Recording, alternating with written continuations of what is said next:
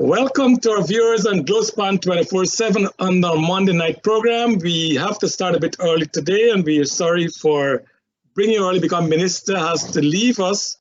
He has another commitment after this, so he has graced us the occasion to be with us tonight. We want to thank our audience for being with us. We want to thank Nohar Singh for making this platform available, and of course to Devin Bisu, our technical specialist. This evening on Globespan 24/7, we are very honored to have with us again for the second time in this administration, the Honorable Minister of Agriculture, Minister Zulfikar Mustapha. Minister, welcome to the program tonight. Thank you, Mr. Charles and Dr. Rose. I'm happy to be on this program. As you rightly said, this is the second time for me. I'm hoping that we can have a good discourse tonight. And viewers also out there, let me say a very good evening to all the viewers. And I hope at the end of this program, people will have a better understanding of what is happening in our country. Well, there's a lot of questions for you today, Minister. So I'm sure Dr. Rose also have some. Dr. Rose, welcome to the program. Thank you, Charles. Thank you. And welcome, Minister Mustapha. Thanks. Minister, in a couple of days from now, you'll be celebrating your first year as Minister of Agriculture. It has been a very challenging year, if I can say that, if I use that term. Would you want to tell our audience, I know with the pandemic and with the flooding and so on, it made your job even harder, but can you give us a recap of what transpired in the last year in your ministry? Mr. Charles, okay, good. First of all, I would like to say that for the last year, we have achieved not a lot, but we have achieved much. And we have made a big difference in the life of the farmers and the agriculture sector in our country. Most of the commitments and a number of promises that we have made in our manifesto, I think that most of those were delivered in the first year. And I can recap and go through a number of them. But when one looks at the sector itself, we have to look from where we came, what we took over, and where we are today. Now, I can remember vividly when I took over as Minister of Agriculture, the first task, or my first, the first request I had, I came to Cabinet for budgetary allocation or funds to do emergency work in a number of agriculture areas, especially the MMA scheme. You know for a fact, when the previous government, the AFP and UAFC was in government, they increased land rental and D&I charges by almost 6,000% in that scheme, especially that scheme. They move it from $3,500 to almost $15,000, over 3,000% increase on land rental. And one would have expected that that scheme should have been in tip-top shape because you're collecting more monies. But to my dismay, when I went in there, the first visit I made, farmers were losing hope. Farmers were saying that they were not able to take off the small crop that they had in that scheme. And I came to Cabinet and I asked for funds, and willingly the President and Cabinet agreed that they will give the funds. And $90 million was allocated to do emergency work in that scheme, Blackbush Polder, and other agriculture schemes in the country. But for the MMA scheme, you had impossible dams, you had blocked canals, you had dilapidated structures. Excuse me. And if one traversed that scheme today, I am happy to say that hundreds of miles of canals are clear. We have dams, good dams today, and a number of D&I structures were rehabilitated and new ones were put in place. So there is so much so that farmers now are coming back who would have called it a day in Region 5 are coming back and saying that they want and demanding that they want back their land or they want land to plant, because they are seeing the other farmers who had remained in the scheme, who had continued to plant. They are seeing now the progress those farmers had made in the last year, in the last 10 months. And because of that, I think that we are seeing more and more farmers are coming out, and we are seeing more and more persons are getting into agriculture sector. But I want to say that after 1 year, we have seen a renewed interest in the agriculture sector across the country. We have seen where people who would have called it a day, who would have given up hope, are coming back in droves. Now I'm having a lot of requests from the diaspora. People want to come and invest in the agriculture sector. Why?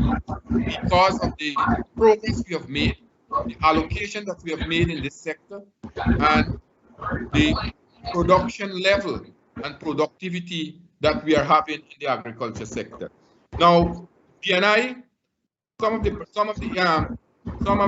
measures that we have implemented over the last year, we have seen a reduction of land rental and PNI charges from $15,000 to $3,500. So almost every acre that a farmer farms now, he or she is saving $11,500. That money will remain in the pocket of the farmers, and that becomes disposable earnings. We have reduced the taxes that the former government would have imposed on the industry. We have taken out the VAT on agriculture machinery, agriculture inputs like chemicals, fertilizers, these things we have taken out the VAT. We have seen a number of rates or fees, sorry, not rates, fees that people used to pay in this sector. We have reduced it tremendously. So all these progress we have seen in less than a year. In less than a year in the agriculture sector. We have seen an increase in production in certain sectors, in the cash crop sector, the traditional sector. We have seen an increase in production in rice, in the rice sector. We have seen more markets for in the rice sector. For example, new markets in Latvia, in Eastern Europe, in Panama. The former government would have, Panama would have owed the farmers over $10 billion, that rice that was exported to Panama. We are on the verge now of getting that money paid to the farmers. So to put it in a nutshell, Mr. Charles and Dr. Rose, I think we have made tremendous progress over the last year. And to cap it off, I want to say that I am very happy to note that we are once again playing the leading role in the agriculture sector in CARICOM. Our position in CARICOM was surrendered to St. Vincent and the Grenadines when they were speaking in agriculture. They helped to craft the food strategy in this pandemic. Today, I am happy to say that our young, vibrant, and energetic president is once again the lead spokesperson on agriculture. He would have presented in February to the CARICOM heads of government a paper entitled Advancing the Agri-Food System in the Caribbean, where he proposed that a ministerial task force should be set up to advance the agri-food system and the agriculture agenda. That was adopted by CARICOM heads of government, and today the CARICOM has a ministerial task force driving the agri-food system. And I am so happy to say that Guyana, yours truly, is chairing that task force. And in the last heads of government meeting 2 weeks ago, when our president would have reported to the CARICOM heads of government, they were very impressed with the progress we have made so far in the ministerial task force on food security in CARICOM. So all in all, you could see that the government is making stride and advance the agriculture sector in our country and in the region.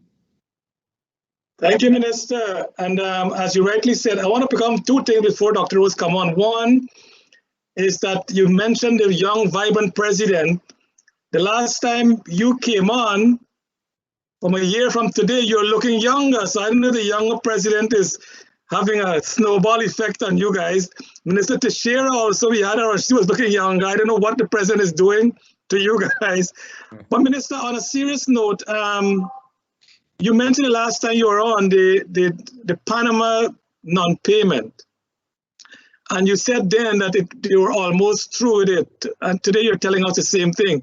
How early will the farmers be getting that money from Panama, you think? Well, if I could say, let me be very frank. We have now in our hand letters from the Minister of Agriculture from Panama. You know that they have had a change of government from the time we spoke to now. We had, and that party, when they were campaigning, they were against the rice deal that Guyana had with Panama. Now, I was able to get from the Minister of Agriculture an acknowledgement that Panama owes Guyana this amount of money. I also have our representative in Panama having serious discussion with the Panamanian Authority, and next week he will be in Guyana. I'm hoping to have some good news, hopefully.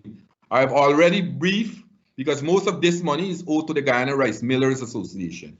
I've already sent a comprehensive brief to Mr. Rajendra Prasad, the president of the Guyana Rice Millers Association, and all the documents that we have, and all the documents I have received from Panama. So he is now fully briefed, and they are in line with us. And I'm very optimistic, as you said 1 year ago, but I am more optimistic now because they had some stumbling blocks, and I think that we can overcome those now. I'm hoping that when the representative comes to Guyana next week, we can have some good news. Thank you, Minister. Dr. Rose? Your mute is on, Dr. Rose. Your mute is on. You had a noise in your background earlier. Yes. Minister Zulfi, I want to welcome you to the program. Thanks. But first of all, I want to let our audience know that we here are very objective. We do not take sides. We are not biased. We ask the questions to get the answers for our audience to make a judgment call on all our guests. Now, since the flood came into being, you have been traveling all across the country, from one region to the next. Can you tell our listeners were all the regions flooded and which had the worst floods of all? Good. So yes, all 10 administrative regions were flooded. Almost over 300 communities were affected, with over 30,000 households were affected by the flood. Those are figures that I have on top of my head. And I want to say that, and many persons would have said that, look, this flood this time was unprecedented. We have had flood before, and one of the worst floods that we had was in 2005, when the entire East Coast and Georgetown were flooded out, and other parts of the country.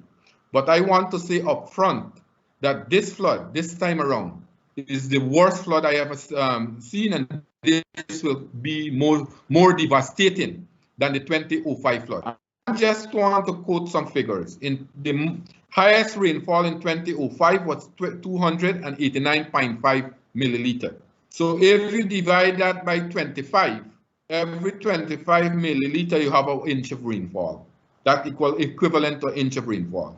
The highest rainfall that we have this time in May of 2021. Imagine I said just now 289 millimeter rainfall. In 2021, May, the highest rainfall we have was 460.9 millimeter. So you could see the heavy rainfall that we had.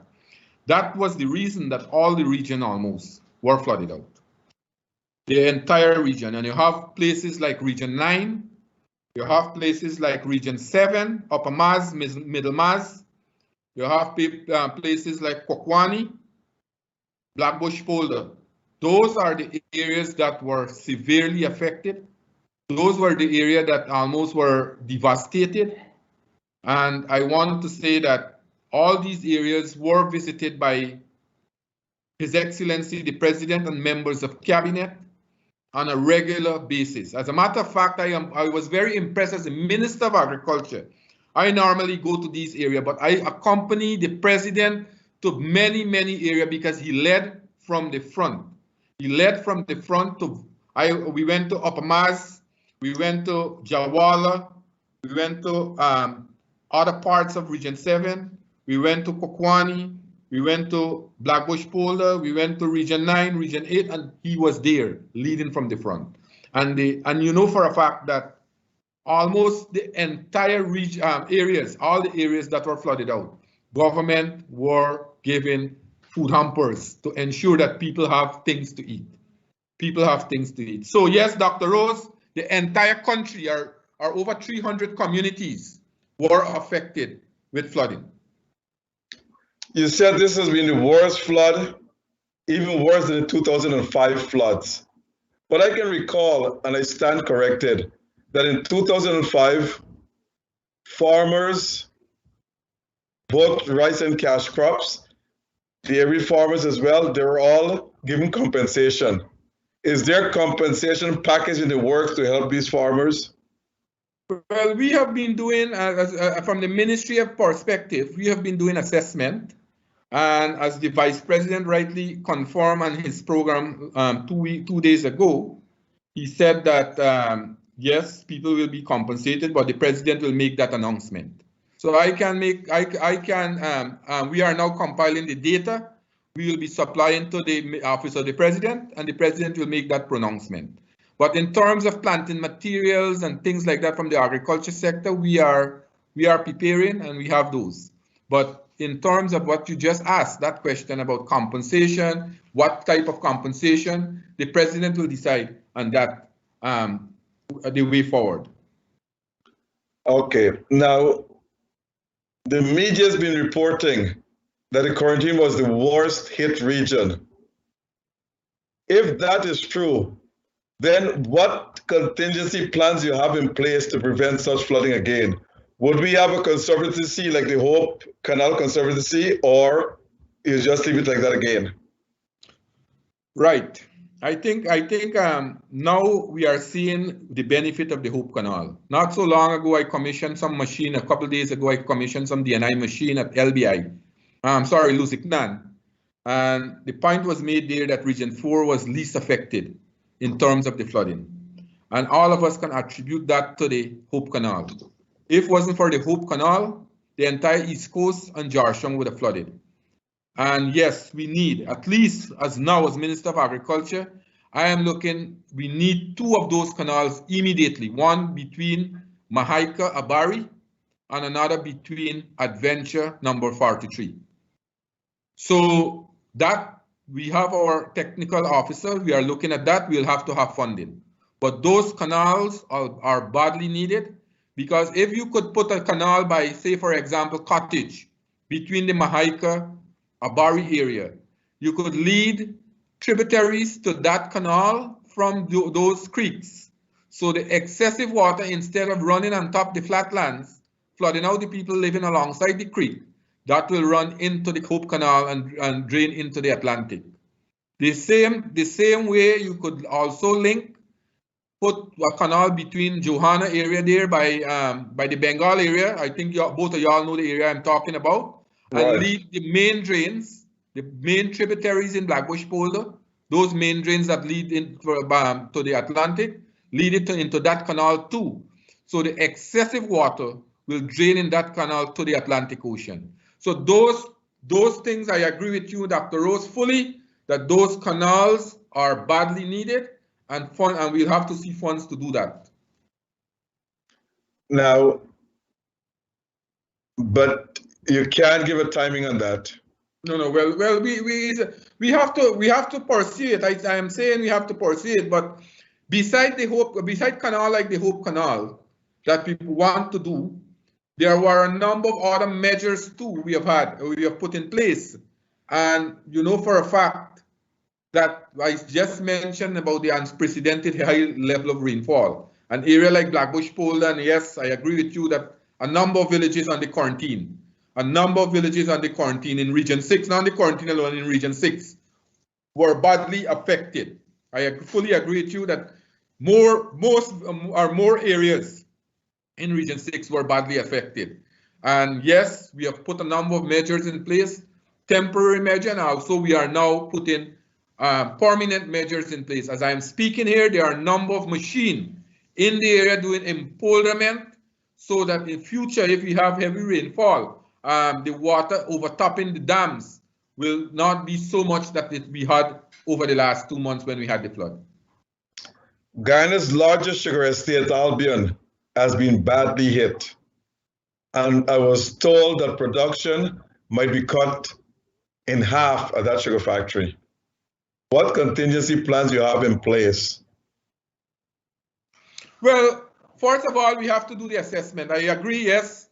And when you look at it, you will say that the young canes the young cane plants them has been destroyed, but that effect will come, that you'll feel the effect more in the next crop rather than this crop here. Because remember, canes were already prepared to be reaped in the new crop, which Gaisuko might, Albion might start in the, like by mid-August or the second week in August to start their crops. So that that crop is already have canes prepared, but in the next crop, you might have, you might feel the brunt of the problem. So we'll have to discuss and see what contingency measures that we will put in place to ensure that we support the sugar industry, and we have been doing that, you know that. But we'll have to do a lot of replanting to get these canes back. But last question before my friend Charles comes on. Now, the sugar industry, since you took it over, have you seen major changes for the better? Yes, and as a government, I want to say that unlike the previous administration, we have to look at the sugar industry beyond sugar. And the sugar industry over the last year, I think many persons or many areas, we are seeing back the life once again. Although in Rosal, for example, in Rosal Kanji, we haven't seen the reopening of the sugar estate. We are now preparing it. We have close to about 300 workers already employed who were severed. We are seeing life again back. The village economy is back again in Rosal. We are seeing a little turnaround because we have seen costs at the head office being reduced. We are seeing more value-added product like packaged sugar rather than bulk sugar. So I'm very optimistic. Yes, government is injecting funds into Gaisuko and so, but we are working for Gaisuko to be turned around so that Gaisuko can be back on track. And yes, I am seeing positive signs already in Gaisuko. Charles? Minister, continue Gaisuko. You know that Rose Hall has been mostly affected, and even as we speak today, Albion has been very much affected. Some of the canes are still underwater. Even though the first crop, Gaisuko did very well with their sales mix, they generate additional revenue from that combination. It's likely that the next crop, with Albion being out of production for some time, they might have a cash flow problem because the fixed cost does not change. Will the government give Gaisuko working capital requirement if needed? Well, we have been supporting since I took over as Minister of Agriculture, and since this government came into our office, almost $9 billion have already been injected into Gaisuko. So we'll have to look and see what is the extent of that, Mr. Charles, you are saying. And yes, I'm very optimistic that the government will support Gaisuko because, as I said, Gaisuko is beyond sugar because many persons see a primary sugar producing entity, which is right. The primary, the focus is producing sugar. But then Gaisuko has a more a broader impact on the lives of people around the country. You have people working in Gaisuko. I was just making reference to the village economy. When, for example, at Rosal, on a Friday afternoon, you have the pay office market. You have workers collecting their salaries. You have the taxi driver. You have the shopkeepers. You have the seamstress. All those persons are making a living in the community, supported by the workers of Gaisuko. So when these money are pumped in Gaisuko, not only Gaisuko workers receiving it, unlike what Ramjatan, the AFC and APNU were saying, that the entire country benefit from Gaisuko. And that is why it's important that we keep Gaisuko, we recapitalize on the sugar estate, make them more effective. And as I said, that we have made a commitment in our manifesto, not because of the sugar workers, but because of the impact Gaisuko has on the country's economy. And for example, DNI services. Now, I was making the point the other day, almost more than 95% of the DNI services depend on the NDIA. When Gaisuko was in full operation, places like Albion, Dr. Rose, places like Rose Hall, Kanji, places like Enmore, Gaisuko used to take care of the drainage there. Now we, as Minister of Agriculture, I have to instruct NDIA to lend support to Gaisuko. So that is one, the primary health care in the community, the dispensary that Gaisuko normally have, the community center in the community. Many sportsmen and sportswomen came out from the sugar estate, especially cricketers. So all those social impact Gaisuko is making to the community. And we are seeing once again, because I went to Rosal the other day at a meeting there, which a community meeting at Rosal, and I was at the Rosal welfare ground. The manager was asking that, look, they need some help to rehab this cricket ground, because there are a number of young people who go there in the afternoon, who go there for recreation, who go there for sporting event, and that helped to curb the social ills around that community where young people is involved in healthy activities rather than to involve in drug smoking and other things. So people doesn't see, some people short-sighted don't see Gaisuko as Gaisuko, that Gaisuko is making this impact on the country's development. They are just looking at Gaisuko and producing sugar, which is a narrow vision they have. I'm glad you point out, Minister, and I think the Rose Hall Community Center is a very big center that can really help the community there, as you mentioned. Minister, Dr. Rose mentioned my colleague Charles said that I asked him, he said yes, he has it planned that he will do some rehab work at the Rosal Community Center.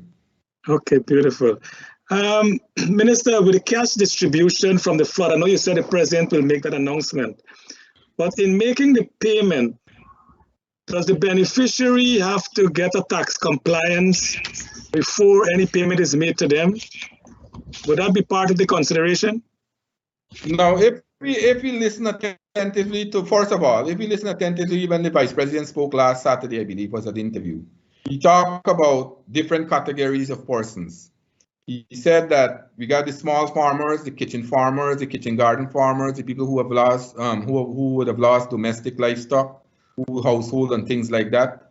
Then you have the large farmers, the rice farmers, the large livestock farmers and things. As I said, I can't predict what the president will announce, what kind of help. But as I said, if we are in a crisis, and you know for a fact that as a government, we try as much as possible to help people. I don't think it will be prudent that if you are in a crisis and you want to help people as quickly as possible to get back to the land, to get back to on their feet, you will ask people to provide a tax certificate. Then you might put additional burden. As a matter of fact, this afternoon only I had a discussion with Minister of Finance, and there are a number of farmers who have indicated that they need us to represent their concern to the bank, that they want rescheduling of their loans and things like that. So I don't think that it will be wise now to go and ask for a tax compliance or a tax certificate to show that you pay your tax. Now is the time you have to help back the farmers to be on their feet.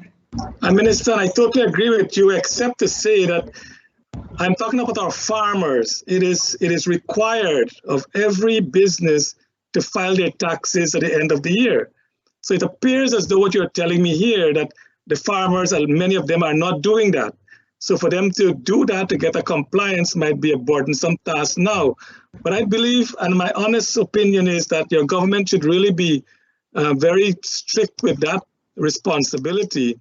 That farmers are required. I don't agree with you in this one here. I don't think there are many farmers. I want to repeat, there are many farmers who are compliant and paying their taxes, because let me be very frank with you. I think GRA now is making more in terms of farmers paying the taxes, complying with the system, and I think over time you'll have a number of them. But I am saying, from a perspective in terms of, for example, let me what I meant, that you go, if you want to give somebody help, you say you have to produce this or else no help. And I am not saying that we should do that, but I think there are a number of farmers who are satisfying that request, who are paying up their tax. Because if you go to these tax consultants around the country, you know, these tax consultants, many people are going there to get them the tax form filled out to submit to GRE. Okay, and Minister, I'm talking about the farmers. We receive report like Berbice, for instance, Berbice being the principal area, that Blackbush was severely affected, no doubt about that.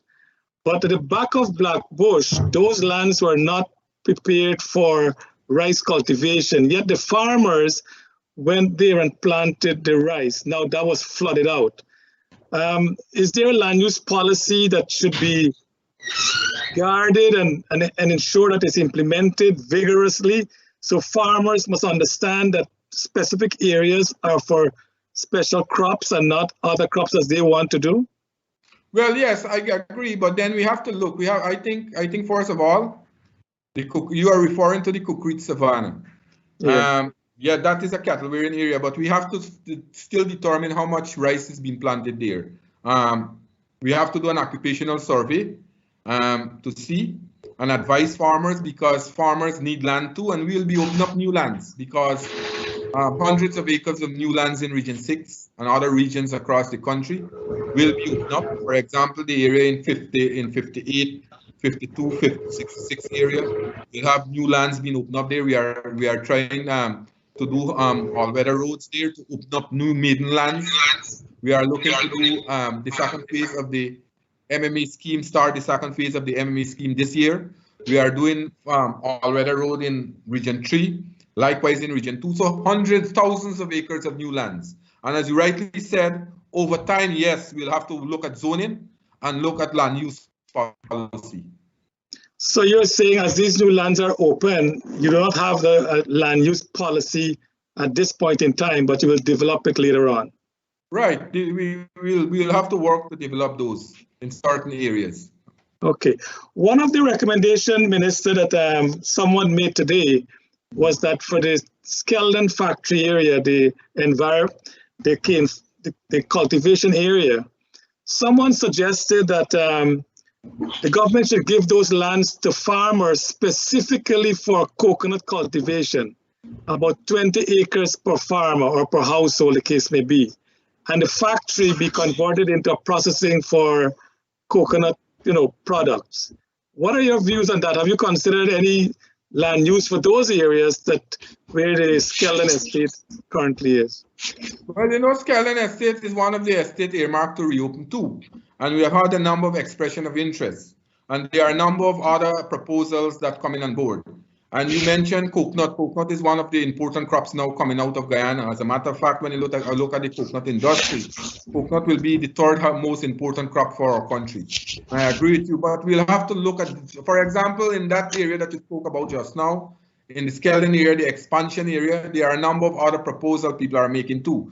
The people in 5274 are saying that why you don't relocate the pasture between 5274, move it at the back of the expansion and do rice planting only in 5274. All those ideas are coming up. So we'll have to look at the various ideas.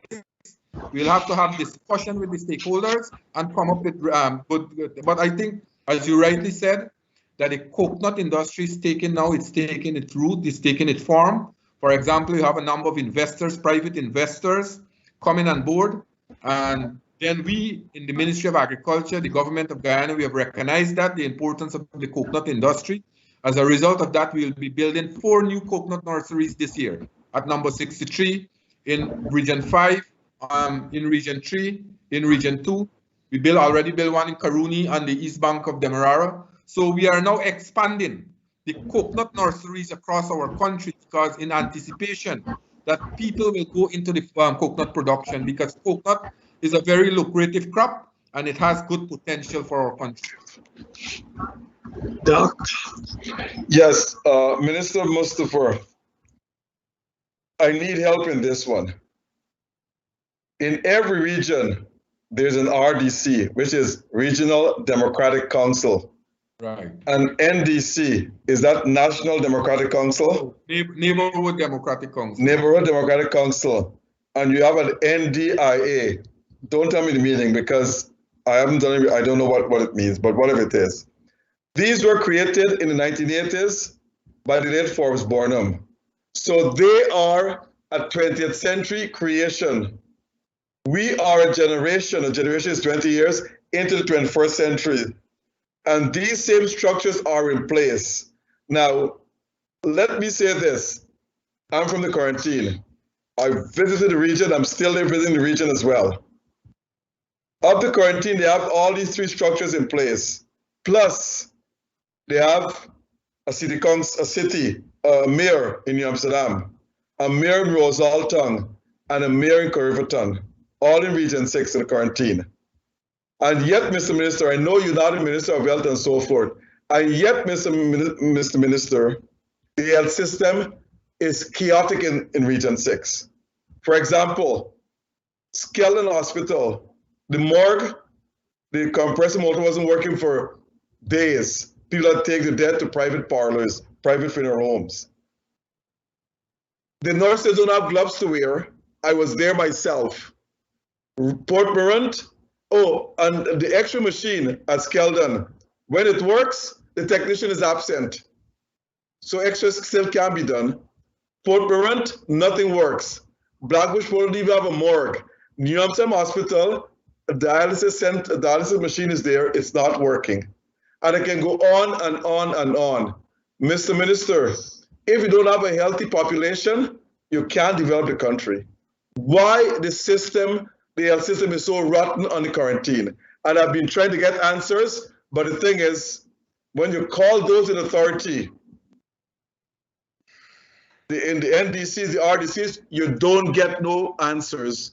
And they do not return phone calls to nobody. So the citizens are suffering. Don't you think they need to make major changes in that region and perhaps other regions as well? Now, first of all, let me go back to the three entities that you mentioned, Dr. Rose. The NDI was not created under Forbes Burnham. The NDI is the National Drainage and Irrigation Authority, a semi-autonomous body that falls within an agency that falls within the Ministry of Agriculture. Then the NDC, the Neighborhood Democratic Council, replaces the local authorities and the village council, right? I agree with you that yes, that the system in the region, and you only mentioned one region, Region 6, because you had probably went in and saw what is happening there. The region, the health system in the region should be in top shape, yes. We recognize that central government, we are doing our best, trying our best to get things done. We are looking at the personnel, and we have recently employed, and this is, I am going out of my sector and I don't like to pronounce, but I'm just informing you what has happened. Recently, the Ministry of Health have appointed a new CEO for the New Amsterdam Hospital, and also with responsibility for the Skeldon Hospital, Dr. Bob Ramnath. I think that the health system in the region will improve. You need coordination amongst these bodies, and I think the Minister of Health himself went up there and had discussion with them to resolve this issue. But I think some of those questions, you should also get Dr. Frank sometime on this program to talk about the health sector countrywide. But the health sector generally, we have been putting a lot of resources in the health sector. A lot of people have been given help through the government in terms of paying for surgery and getting things done. But yes, sometime at the local level, you have these problems, and we'll have to work over time to resolve these issues. We'll have to get personnel on the ground there to coordinate things. Sometimes you might have some conflicts, you might have some personality issues, and it comes out, the result comes out openly in the public where the populace suffer. So I am hoping that with the appointment of Dr. Ramnath in Region 6, that those problems that you mentioned just now, we will see less and less of those problems. Minister, pardon me, Charles? Yeah, can we just take a short commercial break? I know Minister is going to run, but Minister will be back shortly as we take a short break and we'll continue discussion. Audience. Allfromonesupplier.com has all your grocery needs, plus all of your West Indian items. Purchase all your groceries and all your West Indian items from one place and get free delivery to your homes and free shipping. Allfromonesupplier.com has free deliveries locally in New York and free shipping to all U.S. states. Our shoppers choose the best items, packaged nicely, and delivered to your home. We have all your grocery needs and all your West Indian items, a one-stop shop. So place all your orders on allfromonesupplier.com or call 718-551-3292. That's online at allfromonesupplier.com or call 718-551-3292. Get all your groceries and all your West Indian items from allfromonesupplier.com with free deliveries and free shipping to all U.S. states. Travelspan is pleased to announce Curry Duck Curry Punta Cana 2021. Yep, it's Travelspan Curry Duck Curry with an inclusive vacation, 2-in-1 on August 12th to August 16th. Special performances by Terry Godraj, Sexy Marissa, the Tassa Men, and the DJs are all going to Punta Cana on August 12th to August 16th. It's fun, games, party, and curry duck curry at VIK All-Inclusive Resort. All you can eat and all you can drink. Travelspan has flights from JFK, Newark, Miami, Fort Lauderdale, Orlando, and Houston directly to Punta Cana. It's Travelspan Curry Duck Curry and an all-inclusive vacation. It's 2-in-1 on August 12th to August 16th in Punta Cana, Dominican Republic. All-inclusive packages include air, hotel, transfers, all meals and drinks from $9.99 persons. Travelspan Curry Duck Curry is sponsored by allfromonesupplier.com. Dave West Indian. Call Travelspan at 212-243-0865. That's Travelspan at 212-243-0865 or book on travelspan.com. Folks, the Nest Restaurant is the place to dine for Guyanese and Caribbean dishes. It is the best restaurant in Queens. The staff is courteous, and Dave, the owner, is always there to welcome you. So for a memorable dining experience, visit the Nest Restaurant located at 12717 101 Avenue, South Richmond Hill. Go and make a reservation today or takeout. Call 718-847-4035.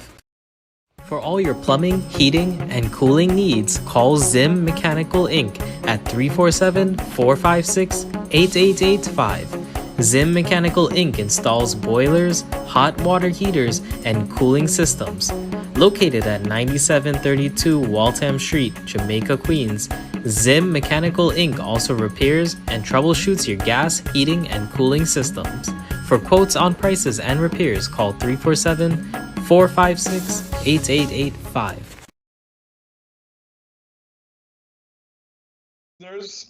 And welcome to Minister Mustapha. Thank you for coming on again, sir. A question for you, and this is an easy question for you. Very easy question. Why do you think that the people in any region, or let's say region 6, region 5, region 4, do you think the people are satisfied with the work putting out by the RDCs, the NDCs, and so forth? Have you taken a groundswell check to know if the people through the regions, well, it's difficult to go through the regions, but in regions that you visit often, if the people are satisfied with the output from the administrators in those regions? Well, Doc, I think generally in the NDCs, people might have issues of concern because of the limited resources and the way that some of the NDCs work. For example, as a party, we were advising that, look, these people should be selected from the community rather than you impose anybody on the village, right? In some area it happens and people have a good working relation with the RDCs, the NDCs and the community. In some areas, some NDCs are not performing. We are addressing that. I know for a fact that the Minister of Local Government have been traveling to various NDCs, various district councils to address these concerns. It's a work in progress. We have to continue to work with them. As a matter of fact, as a government, we are making resources available now. For example, I can safely say as member of cabinet, there are a number of dump sites now that are being created, a disposal site, solid waste disposal site. We are looking to give them transportation to pick up garbage on a regular basis. I know for a fact that the Minister of Local Government, both ministers of local government, have been going out, meeting, listening to people concerned, telling the NDC that they must be more responsive to the needs of the community. And we will continue to do that. As I said, that some of these NDCs also are depleted in terms of numbers. You had the established numbers are between 15 to 18. Sometimes some NDC you have 8 and 9% remaining, 5-6% remaining. So we will have to have renewal of these things. And I hope that the next local government election, we can resolve these matters. Minister, you've been there for a year now. I know it's not a long time, but I'm going to ask you another simple question. And you know agriculture very, very well. You know rice, the price has gone up. I think it's about $4,000 a bag now for paddy from $1,500. Yes. Do you see a bright outlook for rice in the country? And if so, tell us why. Well, let me tell you, in the future, yes, I agree with you that we'll have, there is a bright outlook for the rice industry in our country. First of all, we are not only pushing farmers, as I said, that we are making input in the rice industry cheaper as a government. And I mentioned some of those things where farmers now are getting more money, are remaining in their pocket, and those money are becoming disposable income. We have, as I mentioned something just now earlier, that what we have done, the reduction that we have done. We are now also experimenting and bringing out new varieties of rice. For example, the average bags per acre is roughly about 49 bags per acre, between 45 and 49 bags per acre. We brought out late last year a new variety. You call it the GRDB 16.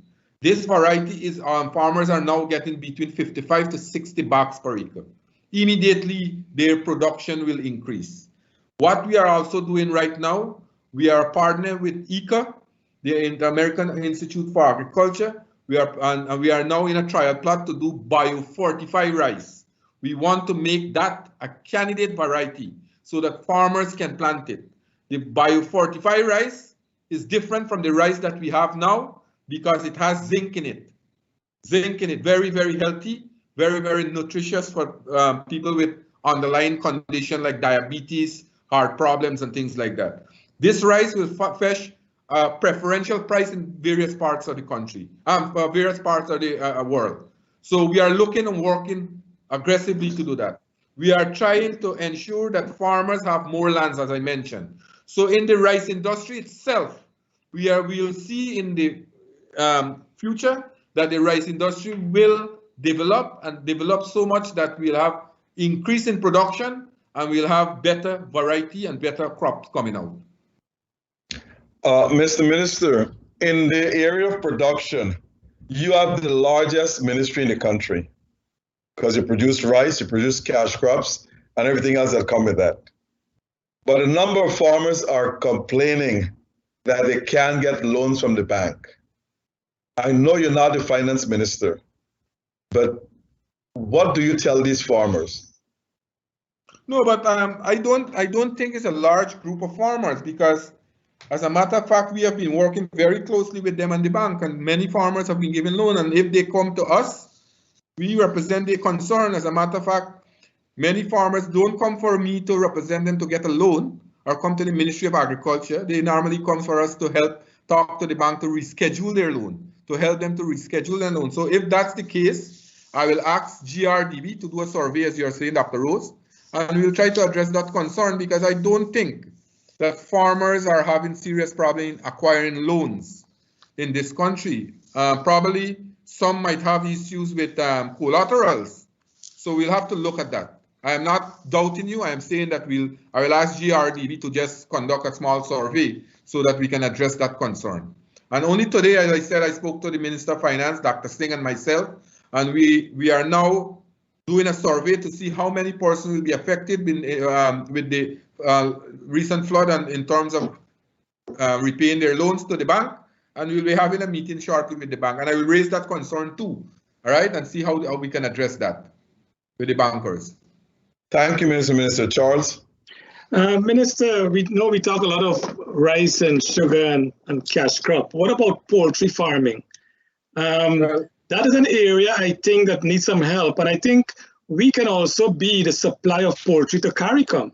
I think Trinidad has a huge market and so does the other Caribbean countries. What emphasis is placed on poultry farming? Good, good, Mr. Charles. So this brings me to the point what we are doing now as a government and as a ministry. We recognize the importance of the poultry industry. Over the years, we have seen costs for supplies in the poultry industry increasing because we have to import almost everything into it. For example, the proteins for the poultry industry is being imported from other countries. Now, when I look at the figures, it's over $25 million US annually we have to spend to import corn and soya. What we have done now, the government recognized, and the foresight of our government, we recognize that we must come self-sufficient in producing our own proteins. Because if we can produce our own proteins, then we will develop our poultry industry. So this year, we will be expending close to $500 million, not close, $500 million being budgeted to do works in the intermediate savanna, in Takama savanna, where we'll be building infrastructure. As I'm speaking here now, we and the private sector are partner to do a trial plot of over 300 acres of corn and soya. This crop, it's already planted in Takama, hoping by November we can increase that to about 1,000 or more, so that in another few years from now, we can come self-sufficient in terms of producing all the proteins for the poultry industry. If we can do that, then the cost of production in Guyana will reduce drastically. We will have more people in the poultry business. You will have more large-scale farmers coming on stream. And then, as you rightly said, we have the potential, because we are working through the ministerial task force. We have already identified a number of commodities that we are working on so that we can reduce the cost of the Caribbean food import bill almost by between 25 to 35% by 2025.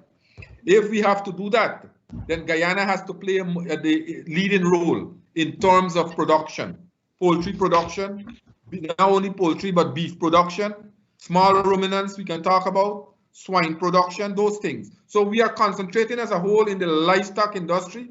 Only last Friday, I went to Ibini and in the Berbice River, you know, Ibini there. Yeah. That was a research station set up to do research, to also do new breeds of animal. We have 5 different breeds of cattle there right now as I'm speaking. We have over 1,000 heads of cattle in at Ibini presently. We have the largest flock of black belly sheep in the Caribbean there. The largest single flock of black belly sheep right now at Ibini. So we are putting a lot of effort in the livestock industry as a whole. And I agree with you, Mr. Charles, that Guyana could come one of the main exporters of poultry meat to the Caribbean. And Minister, you're very so clear in what you want to achieve, but do we have the capacity in Guyana to execute those programs? Do we have the people there who are trained and qualified to undertake those tasks to help the farmers along in whatever way they're supposed to be? So what we are doing now, we are strengthening our extension services in all the sector, especially the livestock sector. We are now having more people coming on board, as you rightly said, qualified person. Only yesterday I had a call from a guy overseas who was working before in Guyana, a vet. I don't know, he wants to come back to work in the in GLDA, right? So we are doing more research, as you rightly said. We have already started the process where we are building now modern slaughterhouses. For example, in Rising Sun on the west coast of Berbice. That area is earmarked for a modern abattoir there. We are now building one also in the Garden of Eden. So we have already started preparing the groundwork, and we'll bring in more people with the idea, with the qualified person to come in the sector. We have already started that process. So I want to tell you, yes, I am very, very optimistic that yes, we will achieve those programs as long we continue to focus. And I am now, as we know for a fact in Guyana, in some areas, that we have seen this kind of lackadaisical approach, especially amongst these extension officers. I've already, as minister, met with them. I read their riot act, and I said that if you don't get your act together, then we'll have to part company sometime. We have to be more responsive to the needs of the farmers. For example, the assessment being done now is being done by the extension officers. at the Ministry of Agriculture. And we are doing another check, a quality check now to verify that people indeed were visited, their farms were verified, that they lost these things. So I agree that yes, we'll have to have more expertise, but we are working towards that end. Minister, report I received from Berbice, and again, we're getting all this Berbice report, is that the vet in Berbice are also not doing the job that they're supposed to do. So maybe you need to really write act to them as well, because it appears as though the farmers there are not getting the services that they expect from their vet up there. I did, and I have since appointed an agriculture coordinator now to coordinate the efforts of these extension officers, including the vet. So that coordinator has to provide a weekly report to our ministry. And you know, most of the weekends I just go up to Region 6, and I normally go on the ground myself. So I am looking at those concerns, and I know I have received some of those complaints that you have received.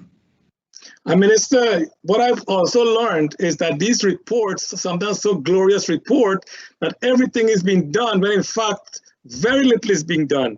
So my advice, or if I can recommend something to you, Minister, is maybe impromptu with your ministry, people go and investigate these, these situations from the report and see if exactly what is reported, if that is what happened or something else.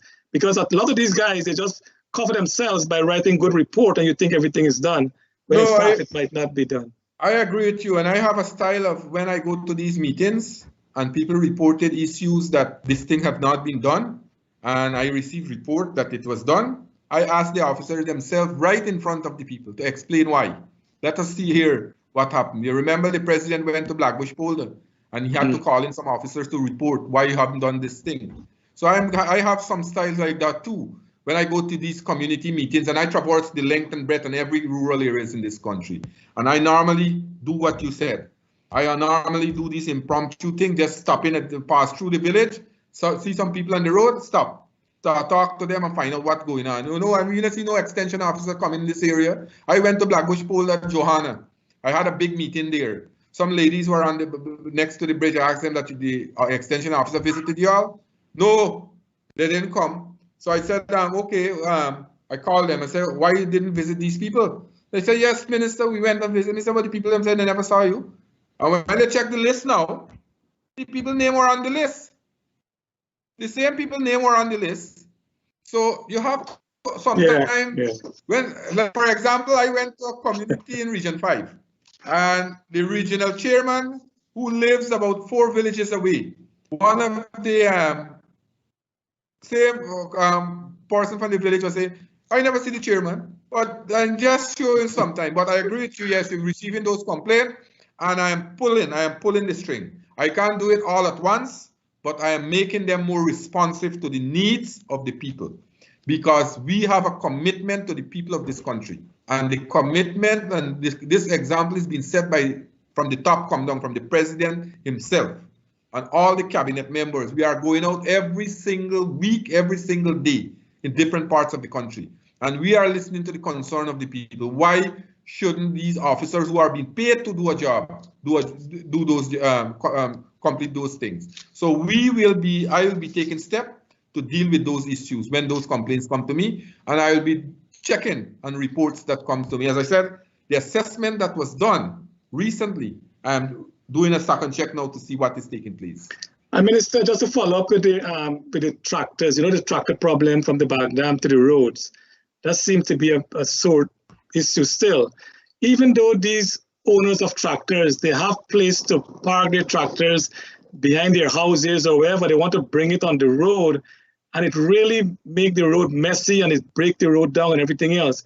Is there any plan to ensure that the farmers do not bring their tractor to the main road?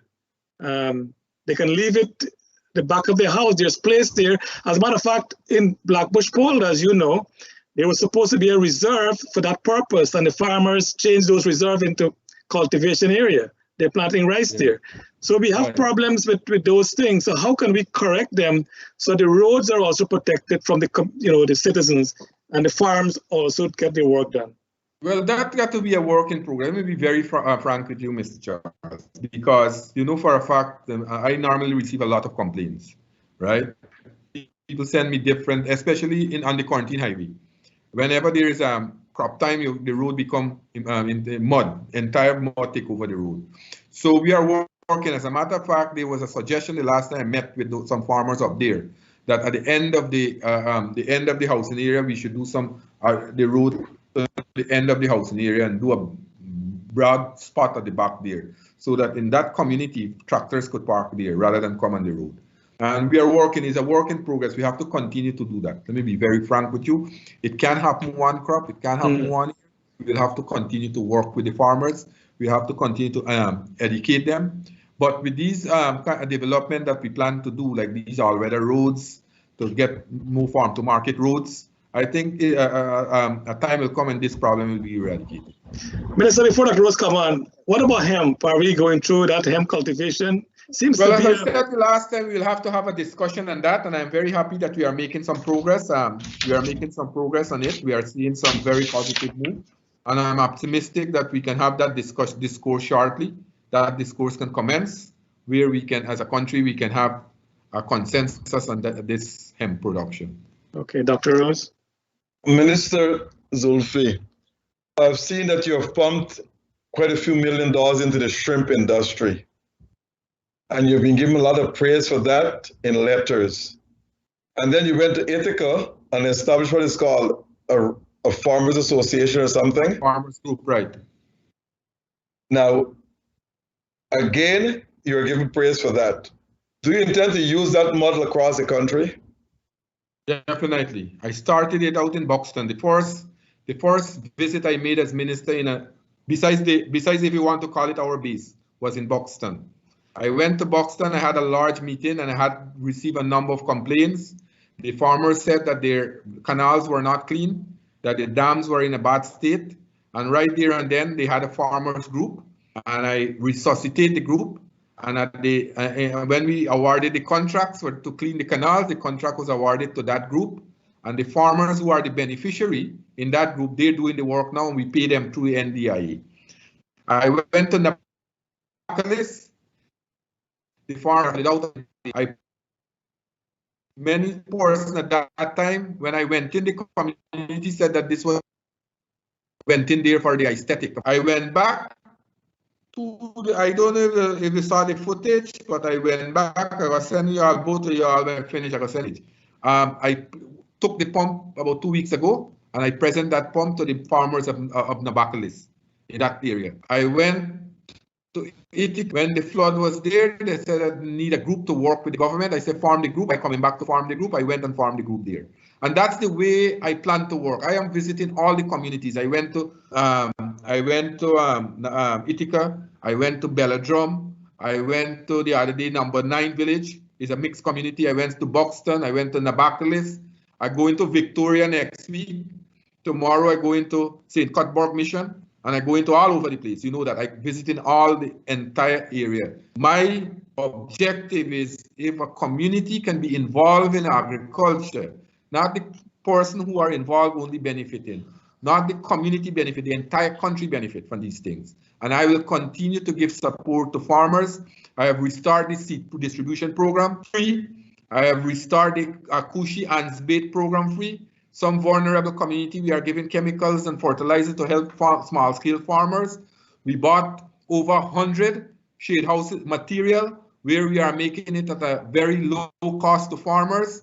We are giving them the kind of technical advice and technical help to set up shade house so that they could do agriculture in a smarter way rather than do agriculture in the old way and expect the different result.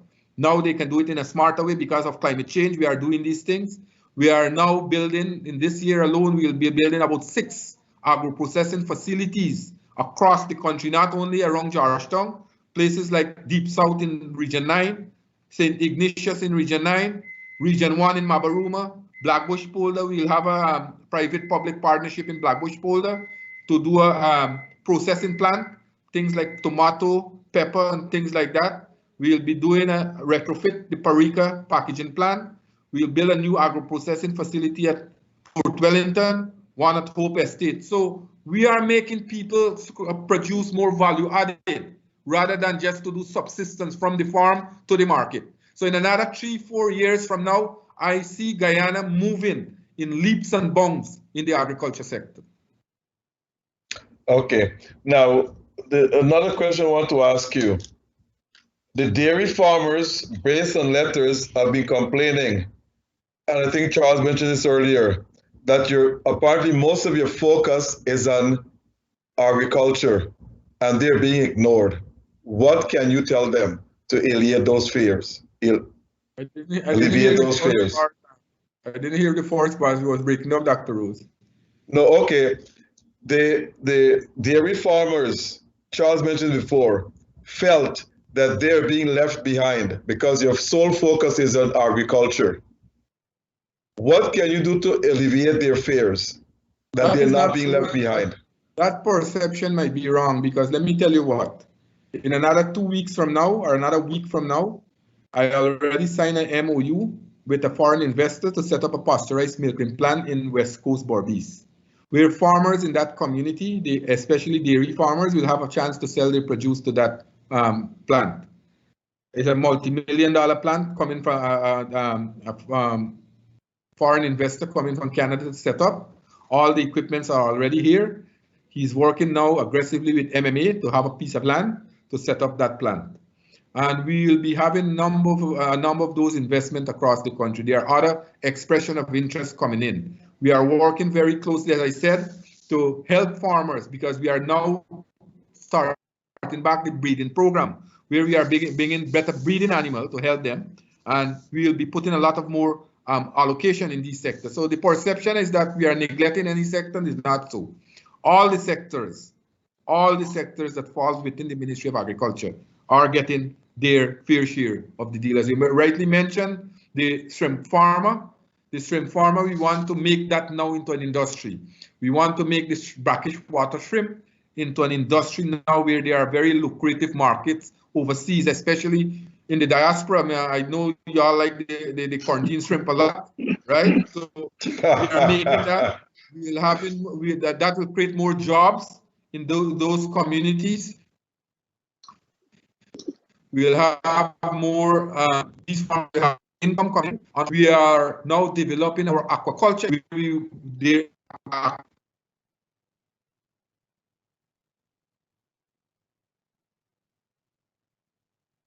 lost Minister here. Devin? Just give him one moment. Okay. Yes, you're back, Minister. Yes. So I was saying that we want also to develop our aquaculture industry, and that we are doing now. All the sectors are given attention, especially because we recognize the importance of agriculture to develop our country. We are not putting all our eggs in one basket. We are developing all the sectors. We want a resilient economy, an economy that can withstand shocks, and an economy that will be benefit to the entire country. Mr. Minister, this is a very harsh one, but this is not only meant for Guyana.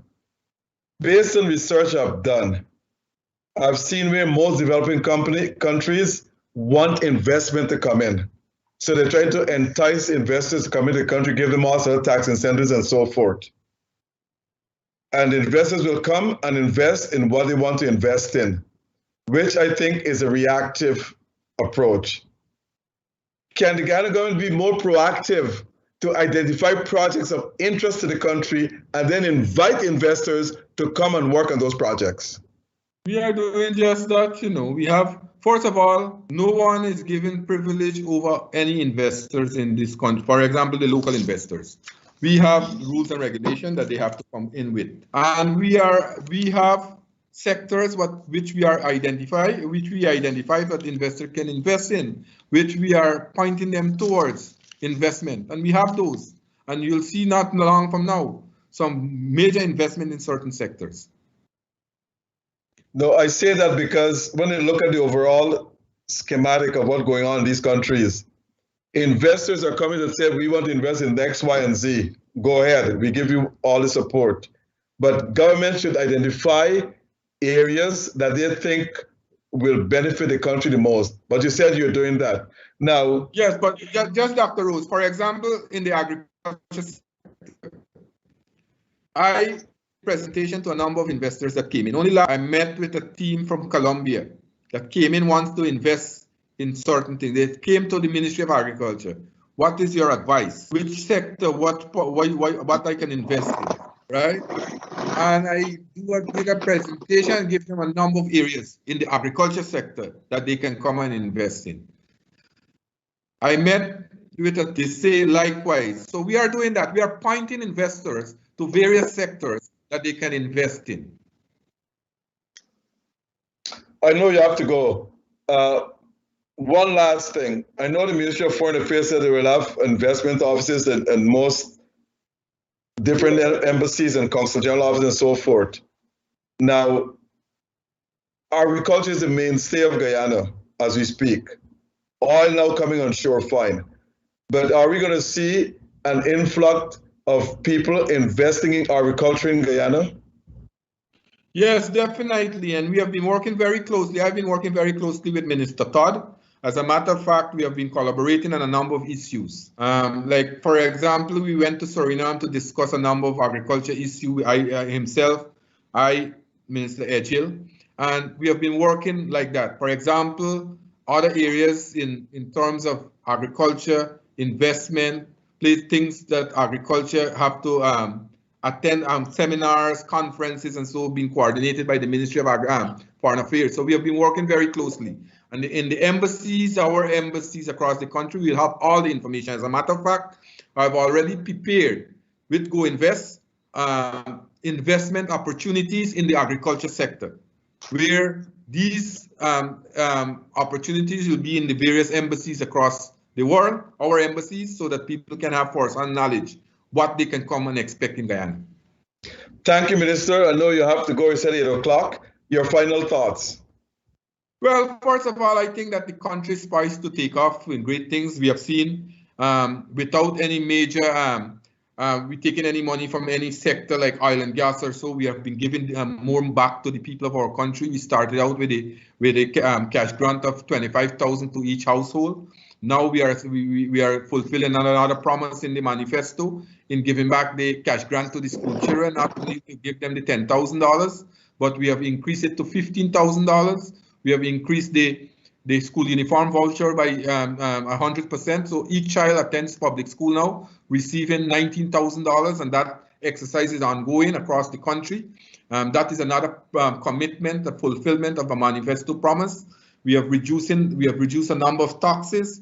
We have reduced all the charges that I mentioned about just now. We have taken out VAT on a number of essential items, a number of essential services. So I think the country is on the verge of taking off. We have great future lies ahead, and where we are now playing a leading light in the region, I think Guyana is the place to be. Thank you, Minister. Charles. And Minister, in leaving us this evening, you're completing 1 year as the Minister. What are your projections for the next year, the coming year? Well, I want to continue to develop this agriculture sector, as I said, and you know for a fact that I have a lot of plans in place. We have to, my thought at the end of 5 years, whatever we have been producing in 2020, we must double those production. We must have it more value added, as I said, and we must have more profit for the farmers in our country. We must develop our infrastructure so that farmers can have easy access to their farmlands and they can have easy access to production. So that is my aim, to develop the agriculture sector, to make it one of the most lucrative and one of the most attractive sector in the country as a whole. Minister, I know you said you look at value added in the next 3 years or so from now, but when there's a glut in the market for crops that the farmers would have produced, there's no crop insurance in Guyana. Is there any consideration in your ministry that these farmers at least will be compensated for the cost? Because when there's a glut, the price just, go down so dramatically that they can't even recover the cost of their crop. Is that any consideration for that? Well, right now that is a discussion in the ministerial task force, not only in Guyana, but across the Caribbean, because you know for a fact that not only Guyana farmers are faced with this problem, but entire Caribbean people are faced with, and there are many insurance companies that are very reluctant to insure farmers and farmers' crop. So we are looking at ways how farmers can be compensated, but rightly, as you rightly said, that also we have to look at other aspects for things. For example, I'll be having discussion with Mr. Ramesh Prasad. You know, he took over DDL recently, and they have a juice plant there where farmers can sell their produce also to him, so that if you have these large production, can go to DDL. Then we have in these, as I said, these packaging plant where, for example, let me just tell you something. I saw people, the same sweet potato that we buy in the market here, we have to come home, peel it and so. People now peeling it, put it in a nice Ziploc plastic, label it, and then the supermarket shelf. When you go so attractive, Guyana sweet potato. And those are the value added. So hopefully we can get those things in the near future. So that is my aim, to develop this sector to be one of the most aggressive, resilient sector in our country's economy. And Minister, with our viewers listening to you tonight, I think your approach is magnanimous. I think you know exactly what you want to get done. And I hope your answers tonight will bring some calm to some of the people, knowing that in that ministry sits a man who knows their concerns, who is working to get it resolved.